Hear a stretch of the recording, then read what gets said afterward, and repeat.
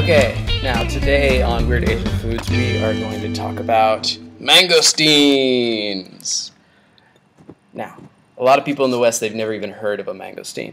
Mangosteen is my favorite fruit, and it's possibly competing between that and northwestern blueberries.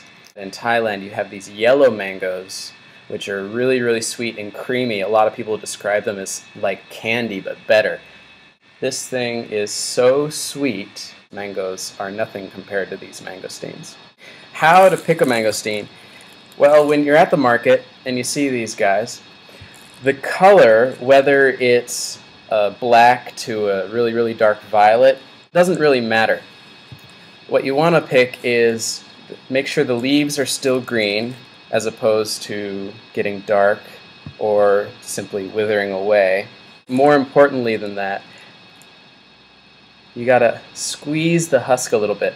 If it's rock hard, that's a bad sign. What you want is to get something that you can press down a little bit, and it's still firm, but it gives to the pressure.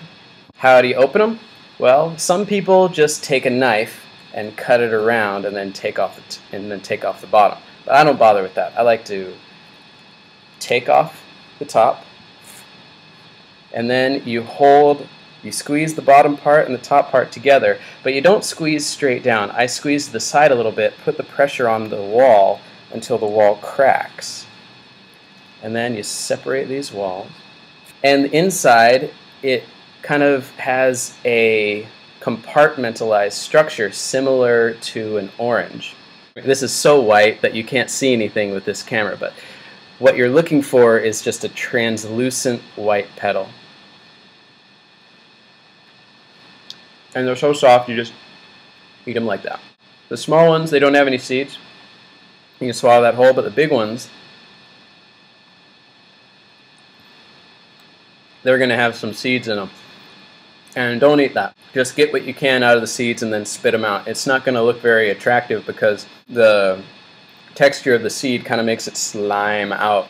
So my advice, take one of your husks and do this. And there you got your used up seed. Some of the seeds are really small and you actually feel like you can chew them. I would not recommend that because the seeds will leave a film on your teeth that's harder to get off than plaque.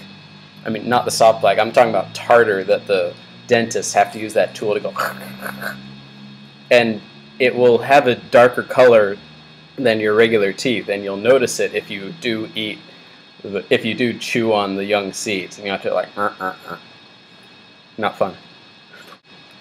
A little bit of juice in there. One more thing to point out about mangosteens: it's not good when they stick to the wall there. It's a sign that a mango's gone bad.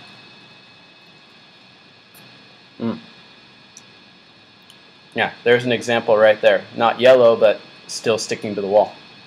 What you want to look for inside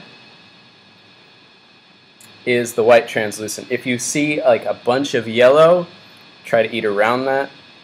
If you see a pod that's not white, but kind of opaque clear, I don't know if that makes any sense, but it's like a grayish opaque, and if the pod is a little crunchy, that's an unripe, unfinished mangosteen. I found one that's not completely ripe. If you can see a difference, the one in the middle is actually clearer. The other ones are translucent, and this one is a little bit crunchy. Still good to eat though. These guys will be very slimy, very liquidy. And so liquidy, you notice that the girlfriend made me put tissue all over the Mac. So right now I'm looking at a black screen because of her screensaver. The time of the year that these are in season is the month of June. Right now it's July 2nd. You can still find these, but usually they're not the ripest or not the best examples of mangosteens, and more often than not they end up having the yellow growth inside of them, or the husks are really hard. And a good price you can find them for is around maybe 15 baht, that's 50 cents a kilo. And I buy like 3 kilo at a time and just eat them all at once. They're that good. Let's see, how many paws this had? This one had 6, and take a look. 6. Right there.